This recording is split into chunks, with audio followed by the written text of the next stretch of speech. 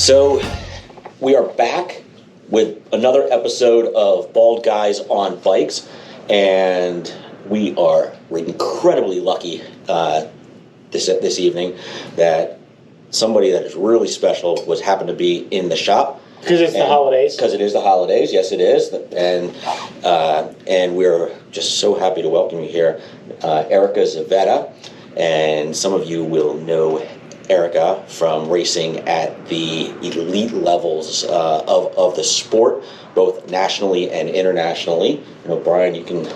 Well, I mean, I'm fortunate enough to have been around long enough to know that you are from here in Bucks County. Mm-hmm. Tell me about getting into bike racing or bike riding. Where did that happen for you here? How did that happen? My dad was really into cycling, and so was my mom, actually.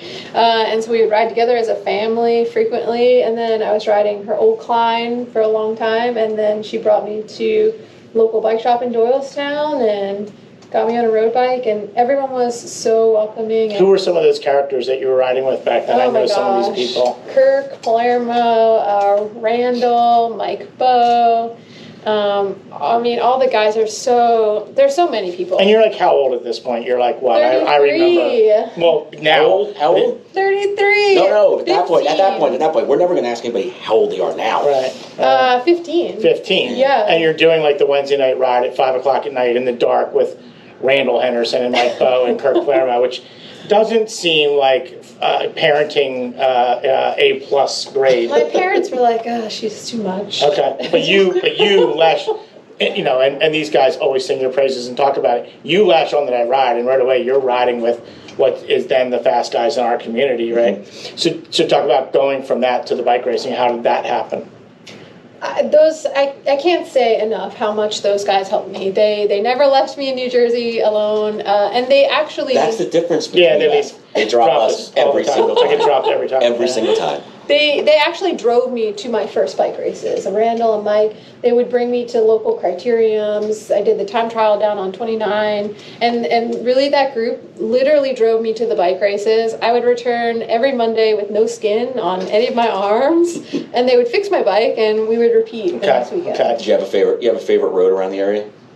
Oh my gosh, Mike Bowe it has shown me endless amounts of roads. New Jersey is so beautiful. I think famously Eulerstown is close to where I grew up, and so as a kid the family challenge was to make it all the way up without stopping. I've never driven a car up it, I don't believe. Have you been up the Eulerstown Road for any reason? I haven't been up. I mean, I've tried to go up it. Yeah. I don't see any reason to do it intentionally. You get to the top and you're nowhere. Like if you get lost, Eulerstown is good to go up. Yeah. But I mean, there's other places that you can go climbing here, like rock climbing, like high rocks. I don't know why you would take a bike up there. So you go away. So then you leave our community and you go where? Where do you go bike race next?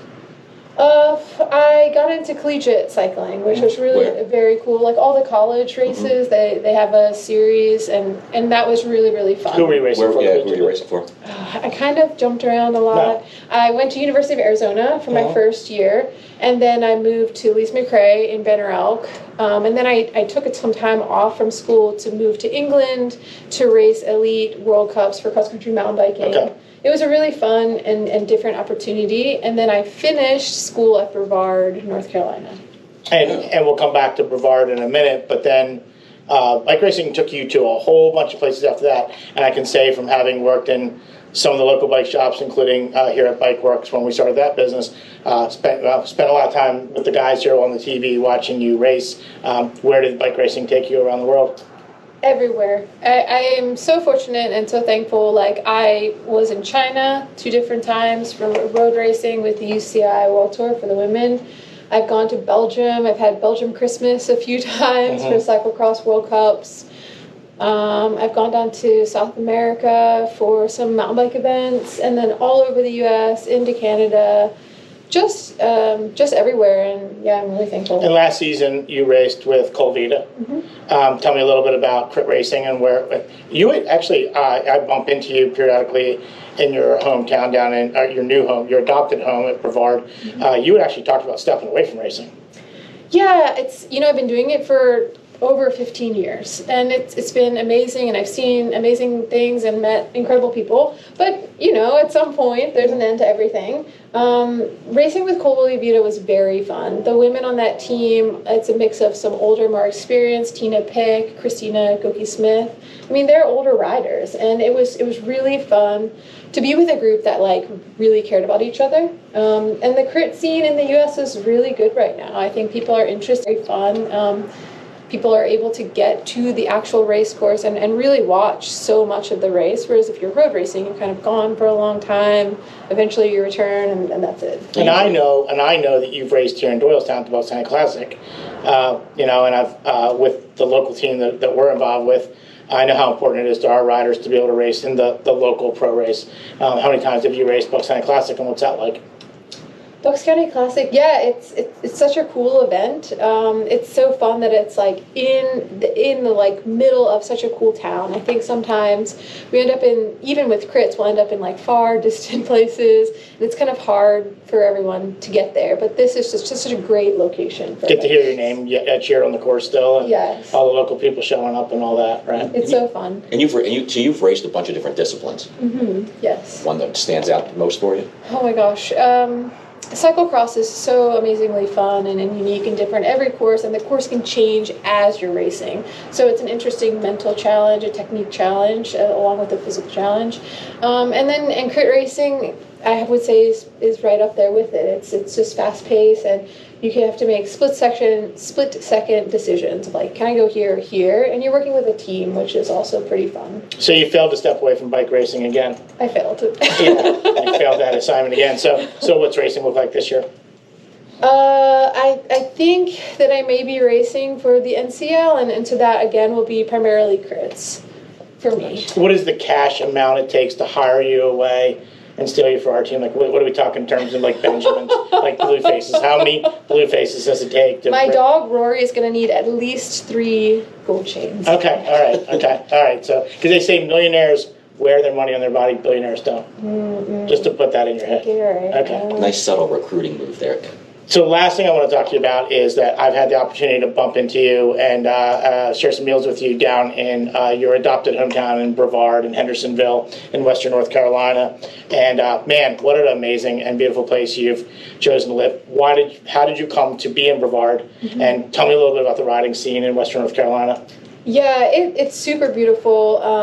I went to school at Lise McRae in Banner Elk, which is about 2.5 hours up the mountain. It always snows in Banner Elk. It's snowing right now. It's always a snowland. So I drove down the mountain for less snow, and I had some friends there at the time, and so I did some winter training there in preparation to go to England to race mountain bikes. I was off of school and just sort of exploring, and it's beautiful. I mean, right there with the Blue Ridge Parkway, there's endless amounts of mountain biking. You can go to DuPont, you can go to Pisgah, you can go to Bent Creek.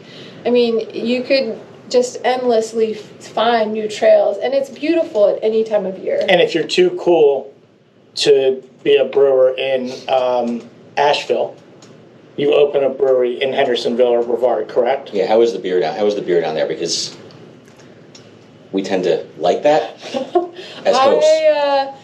I actually don't drink, so I just might. I do. You do. You do. I do. And you have Oscar Blues. We have Oscar Blues across the street from the trailhead at DuPont, essentially. Yes. Right. You have in town. You have what else is famous? We have Acosta, which just opened a new area. I have eaten Mexican food there. That's amazing.